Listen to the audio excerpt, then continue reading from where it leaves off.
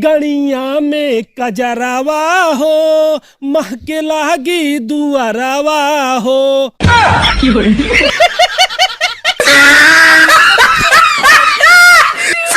अरे रोज रोज करलू न खड़वाए रानी हो, रोज रोज करलू न खड़वाए रानी हो, कमाई बना त खैबू का मोर